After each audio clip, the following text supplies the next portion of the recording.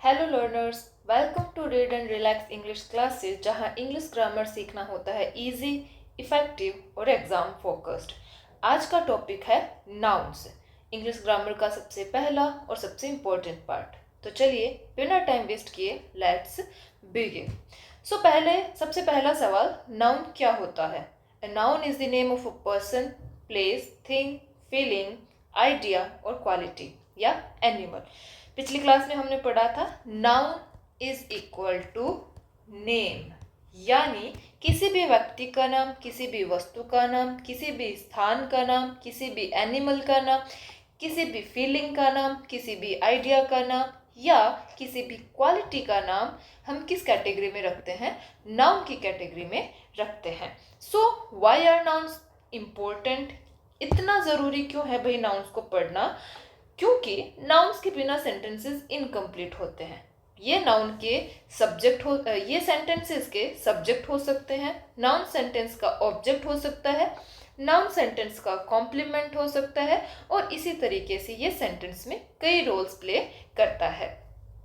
अब हम इनके फंक्शंस को, नाउन के फंक्शन को एक एक करके डिटेल में पढ़ते हैं। सब्जेक्ट, सबसे पहला फंक्शन हो गया नाउन का as a subject. Noun as a subject काम करता है। सब्जेक्ट कौन होता है भाई? एक्शन को करने वाला। सब्जेक्ट होता है हमारा एक्शन को करने वाला। For example, the dog barked loudly। The dog barked loudly। यहाँ पे हमारी है डॉग नाउन, barked है हमारा एक्शन यानी कि वर्ब, और एक्शन को करने वाला कौन है भाई? डॉग, यानी कि डॉग हमारा क्या है? सब्जेक्ट। इस सेंटेंस में आप देख रहे होंगे कि हमारी जो डॉग नाउन है वो किसका फंक्शन कर रही है? सब्जेक्ट का फंक्शन कर रही है। ये वाली नाउन सब्जेक्ट का रोल प्ले कर रही है। दूसरा फंक्शन हमारा होता है नाउन का as an object. As an object. Object क्या होता है भाई? एक्शन को रिसीव करने वाला, यानी जिस चीज पर, जिस व्यक्ति पर एक्शन किया जा रहा है, एक्शन को रिसीव करने वाला होता है हमारा ऑब्जेक्ट।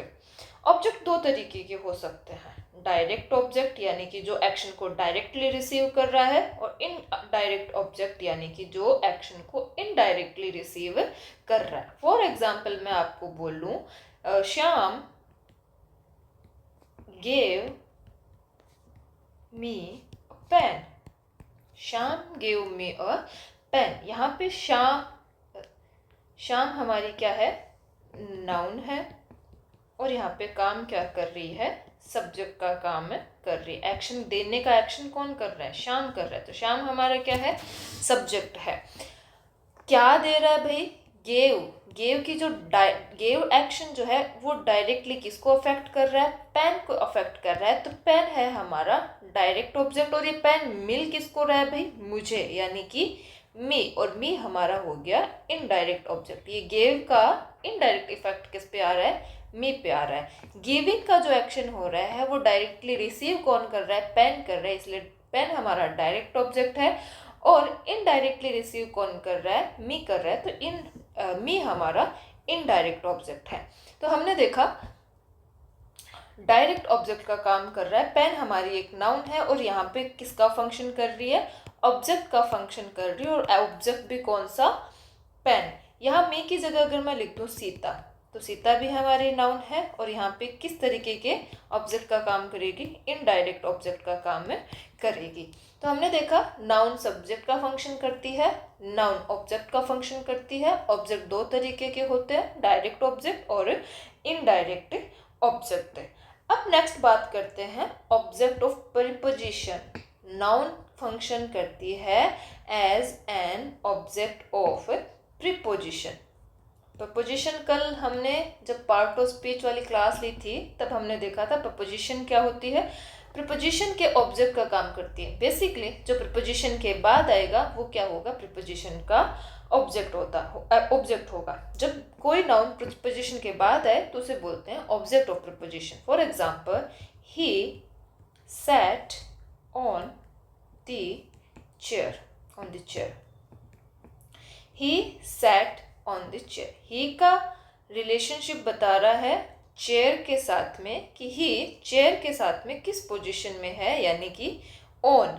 ऑन हमारी क्या हुई, प्रीपोजिशन हुई, और ऑन प्रीपोजिशन के बाद में जो नाउन आई है द चेयर, वो क्या कर रही है, प्रीपोजिशन के ऑब्जेक्ट का काम है कर रही है। चेयर हमारी नाउन है और यहाँ पे किसका फंक्शन कर रही है, ऑब्जेक्ट का फंक्शन कर रही है, और ऑब्जेक्ट भी किसका भाई, प्रीपोजिशन के ऑब्जेक्ट का फंक्शन कर रही है। नेक्स्ट हमारा फंक्शन होता है कॉम्प्लीमेंट ऑफ, कॉम्प्लीमेंट। कॉम्प्लीमेंट क्या होता है, बेसिकली तारीफ। कॉम्प्लीमेंट यानी तारीफ, यानी जो वर्ड्स हमारे सब्जेक्ट या ऑब्जेक्ट की क्या करे, तारीफ करे, सब्जेक्ट या ऑब्जेक्ट को डिस्क्राइब करे, वो होते हैं, वो वर्ड्स कहलाते हैं हमारे कॉम्प्लीमेंट। फॉर एग्जाम्पल मैं बोलूँ Sita is a doctor. Sita क्या है भाई, डॉक्टर है। यहाँ पे ये डॉक्टर वर्ड किसके लिए आया है, सीता के लिए आया है, हमारे सब्जेक्ट के लिए। हमारा सब्जेक्ट जो है वही डॉक्टर है, डॉक्टर जो है वही सीता है, सीता ही डॉक्टर है, डॉक्टर ही सीता है।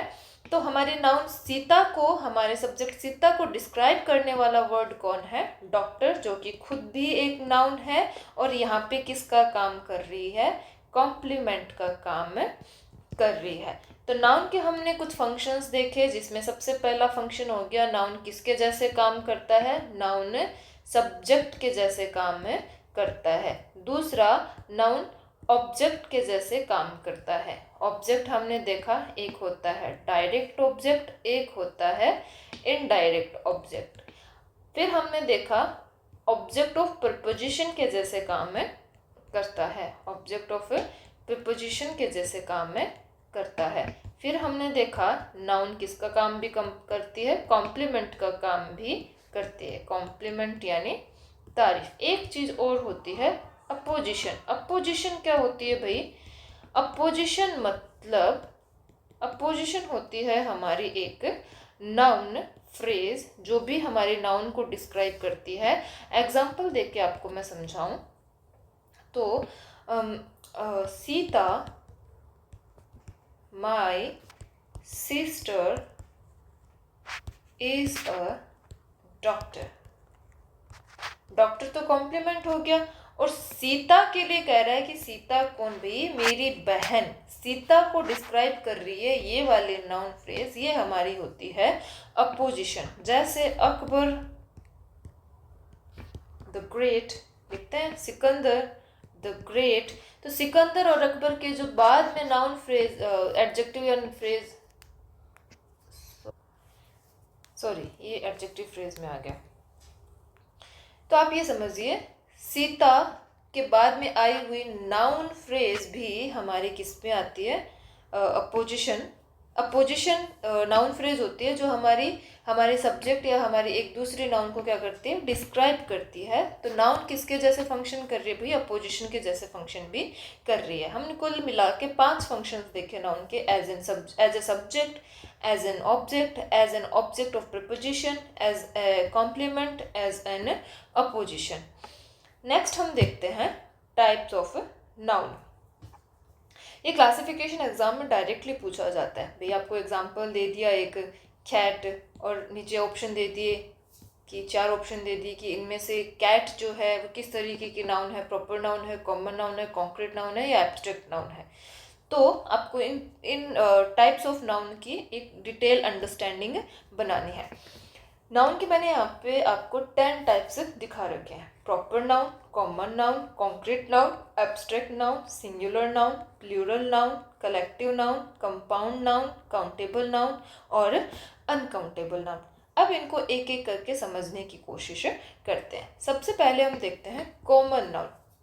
कॉमन नाउन क्या होती है? कॉमन नाउन यानी किसी का आम नाम, यानी कि किसी का जनरल नेम, कोई स्पेशल नाम नहीं, किसी का जनरल नाम, कॉमन नाम। फॉर एग्जांपल मैं अगर आपको बोलूँ मेरे घर में एक टेबल है, तो वो टेबल आपके घर में भी क्या कहलाएगी, टेबल कहलाएगी। फॉर एग्जाम्पल बोलो मेरे घर में काऊ है, तो मेरे घर की काऊ भी काऊ और आपके घर वाली भी क्या कहलाएगी, काऊ ही कहलाएगी। मेरे घर का पेड़ आपके घर में भी किस नाम से जाना जाएगा, पेड़ के नाम से जाना जाएगा। मुझे पढ़ाने वाला टीचर पर कहलाएगा, तो आपको पढ़ाने वाला भी टीचर ही कहलाएगा। मैं अगर गर्ल हूँ तो आप में से कोई सभी लड़कियाँ क्या कहलाएंगी, गर्ल ही कहलाएंगी। कोई एक लड़का है तो सभी लड़के बॉय के नाम से ही जाने जाएंगे। तो किसी का भी कॉमन नाम, किसी का भी आम नाम, कुछ स्पेशल नहीं, वो आते हैं हमारे कॉमन नाउन में। इन्हीं कॉमन नाउन को अगर मैं किसी स्पेसिफिक नाम से, किसी स्पेशल नाम से डिनोट करूं, तो वो आ जाएंगी हमारी प्रॉपर नाउन में। फॉर एग्जाम्पल मैंने बोला मैं एक गर्ल हूँ, तो मेरा नाम एक अलग नाम होगा। फॉर एग्जाम्पल आप मान लीजिए मेरा नाम है सीता और आप में से किसी का नाम होगा राधा। तो गर्ल को एक स्पेशल नाम मिल गया सीता और राधा, बॉय को एक नाम मिल गया रमेश और सुरेश। तो ये जो स्पेशल नाम मिल गए ये आ जाते हैं हमारे प्रॉपर नाउन में, यानी कि प्रॉपर नाउन में। और जो जेनरिक नेम है, अनडिफाइंड थिंग्स है, वो आ जाती है हमारी कॉमन नाउन में। तो common nouns are words that refer to undefined और जेनरिक पीपल, प्लेसेस और थिंग्स। फॉर एग्जाम्पल मैंने बोला हाउस, कंट्री और चाइल्ड। मेरा घर हाउस ही कहलाएगा, आपका घर भी हाउस ही है, मेरी कंट्री भी कंट्री है, किसी और कंट्री में रहने वाले बंदे के लिए भी उसकी कंट्री कंट्री है। हाँ, मैं मेरे कंट्री को एक स्पेशल नाम दे दूँ इंडिया, तो ये हो जाएगी मेरी प्रॉपर नाउन और कंट्री हो जाएगी हमारी कॉमन नाउन। समझ में आया? कॉमन नाउन यानी कि किसी भी चीज़ का कॉमन अनडिफाइंड जेनरिक नेम, और प्रॉपर यानी किसी का स्पेसिफिक, किसी का special name. Proper nouns refer to a specific person, thing, place और idea. These word should be capitalised, और प्रॉपर नाउन हमेशा कैपिटल वर्ड से शुरू होगी, जैसे जयपुर, रमेश और दिवाली। नेक्स्ट हम देखते हैं कॉन्क्रीट नाउन।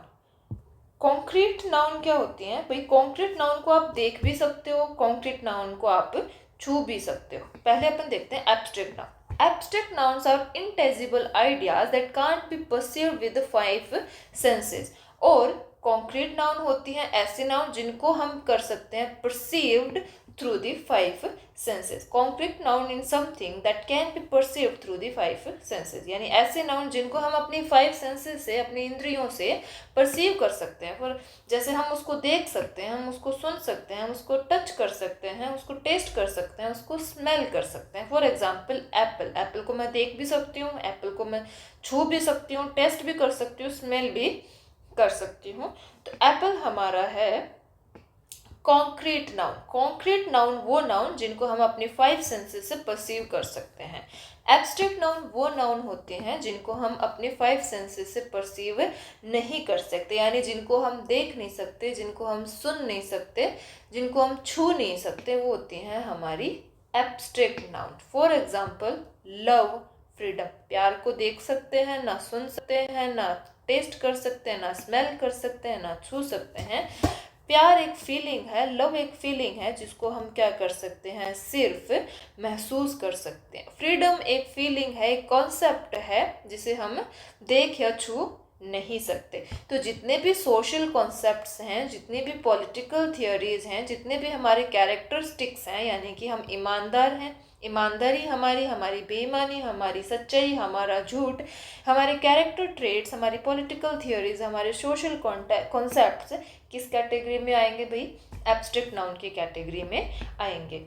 जीरंड जो होते हैं वो भी एब्स्ट्रैक्ट नाउन की कैटेगरी में आते हैं। जीरंड क्या होते हैं? जीरंड बेसिकली वर्ब्स होती हैं। जीरंड क्या होती हैं? वर्ब्स होती हैं जो किसका काम करती हैं? नाउन का काम करती हैं। वर्ब्स होती हैं जो कि नाउन का काम करती हैं। फॉर एग्जाम्पल अगर मैं कहूँ वर्ब जो कि नाउन का काम करे वो होती है जीरंड। फॉर एग्जाम्पल अगर मैं कहूँ swimming is a good exercise. Swimming एक अच्छी एक्सरसाइज है, swimming is a good exercise. Swim एक एक्शन है, एक वर्ब है। तैरना एक एक्शन है, तैरना एक क्रिया है, एक वर्ब है, लेकिन यहाँ पे एज ए सब्जेक्ट आया है, यानी कि ये यहाँ पे किसका काम कर रही है, नाउन का काम कर रही है। तो ऐसी आईएनजी वाली नाउन्स जो कि बेसिकली वर्ब्स होती हैं लेकिन उस सेंटेंस में एज ए नाउन फंक्शन कर रही है, उनको हम कहते हैं जिरेंट। और जिरेंट हमारे आते हैं एब्स्ट्रैक्ट नाउन की कैटेगरी में। नेक्स्ट है सिंगुलर नाउन और प्लूरल नाउन। सिंगुलर यानी ओनली वन पर्सन, प्लेस और थिंग, यानी कि कैट, बनाना, एक बंदा, एक चीज़, एक जगह की बात करें वो होती है हमारी singular noun. And more than one की बात करें वो होती है हमारी प्लूरल नाउन। प्लूरल नाउन दो तरीके के होते हैं, रेगुलर प्लूरल नाउन और इरेगुलर प्लूरल नाउन। यानी रेगुलर यानी जिनको एस लगाकर, एस या ईएस लगाकर हम प्लूरल बना सकते हैं, वो होती है हमारी रेगुलर नाउन। और जिनको एस या ईएस लगाने से प्लूरल नहीं बना सकते, उनको हम बोलते हैं इरेगुलर नाउन। तो सिंगुलर नाउन यानी एक और प्लूरल नाउन यानी मोर देन वन। नेक्स्ट है हमारी कलेक्टिव नाउन। नाम से पता चल रहा है कलेक्टिव यानी कलेक्शन, नाम से पता चल रहा है कलेक्टिव यानी कलेक्शन। कलेक्शन बोले तो ग्रुप, किसी भी चीज़ का, किसी भी वस्तु का, किसी भी जानवर के ग्रुप के नाम को हम क्या बोलते हैं, कलेक्टिव नाउन बोलते हैं। फॉर एग्जाम्पल अगर मैं बोलूँ ग्रुप ऑफ पीपल को क्या कहते हैं, ग्रुप ऑफ पीपल हो गया हमारा क्राउड, ग्रुप ऑफ प्लेयर्स हो गया हमारा, ग्रुप ऑफ प्लेयर्स हो गया हमारा टीम, ग्रुप ऑफ मेंबर्स हो गया हमारा फैमिली। ऐसे ही ग्रुप ऑफ बर्ड्स क्या होगा, ग्रुप ऑफ वॉल्व्स को क्या बोलते हैं, वो स्पेलिंग देखनी पड़ेगी, ग्रुप ऑफ कैटल को क्या बोलते हैं, ग्रुप ऑफ शोल्जर को क्या बोलेंगे। तो आपको ये देखना है और आपको बताना है ये कौन सी नाउन की कैटेगरी में आएंगे, कलेक्टिव नाउन की कैटेगरी में गए। ग्रुप ऑफ शोल्जर जैसे हो गया आर्मी, ग्रुप ऑफ कैटल जैसे हो गया हर्ड, ग्रुप ऑफ वॉल्स जैसे हो गया पैक, ग्रुप ऑफ बर्ड हो गया फ्लॉक, ग्रुप ऑफ प्लेयर्स हो गया टीम, ग्रुप ऑफ पीपल हो गया क्राउड। तो ये एक नाम है ग्रुप का, कलेक्शन का। इसे हम किसकी कैटेगरी में रखते हैं भाई, कलेक्टिव नाउन की कैटेगरी में रखते हैं। नेक्स्ट है अपना कंपाउंड नाउन। कंपाउंड यानी कॉम्बिनेशन, कंपाउंड यानी कॉम्बिनेशन, नाउन प्लस नाउन, दो नाउन को जोड़कर एक नाउन बनाई जाए उसे हम बोलते हैं कंपाउंड नाउन। जैसे टूथ और पेस्ट, जैसे आइस और क्रीम। टूथपेस्ट से बन गई टूथपेस्ट, आइस और क्रीम से बन गई आइसक्रीम। दो नाउन के कॉम्बिनेशन से बनी एक सिंगल नाउन को हम बोलते हैं कंपाउंड नाउन। नेक्स्ट है काउंटेबल नाउन और अनकाउंटेबल नाउन। काउंट करने के लिए अगर हम एबल हैं, यानी जिन नाउन्स को हम काउंट कर सकते हैं, that you can count is countable noun. जिनको काउंट करने में एबल हैं, जिनको हम गिन सकते हैं, वो होती है हमारी countable nouns. For example student यानी one student, two students, three students, four students, one book, two book, three book, four books, ये आते हैं हमारे काउंटेबल नाउन की कैटेगरी में। और जिन नाउन्स को हम काउंट नहीं कर सकते वो आते हैं हमारे अनकाउंटेबल के कैटेगरी में। An uncountable noun is a noun that cannot be counted. For example, salt. For example, sand. For example, water. For example, milk. For example, coffee. For example, tea. इनको हम माप सकते हैं, इनको हम गिन नहीं सकते। सॉल्ट 1 किलो सॉल्ट है, 2 किलो, 3 किलो। मिल्क 1 केजी है, 1 लीटर है, 2 लीटर है, 3 लीटर है, ऐसे नाप सकते हैं लीटर में, इसको हम गिन नहीं सकते। कॉफ़ी, चाय, इनको गिन नहीं सकते। और जिन नाउन्स को हम गिन नहीं सकते, जो अनकाउंटेबल होते हैं, उनको हम रखते हैं अनकाउंटेबल नाउन्स की कैटेगरी में। तो आज हमने सीखा नाउन क्या होता है, नाउन्स ज़रूरी क्यों हैं, कितने टाइप्स के नाउन होते हैं, नाउन के फंक्शंस क्या क्या होते हैं, कैसे नाउन को आइडेंटिफाई करते हैं। आइडेंटिफाई करने के लिए आपको मैं एक प्रैक्टिस क्वेश्चन दे रही हूँ, आप आइडेंटिफाई करेंगे। आपको मैं 2 सेंटेंसेस लिख के दे रही हूँ, आप लिखिए। 1 नंबर सेंटेंस, रवि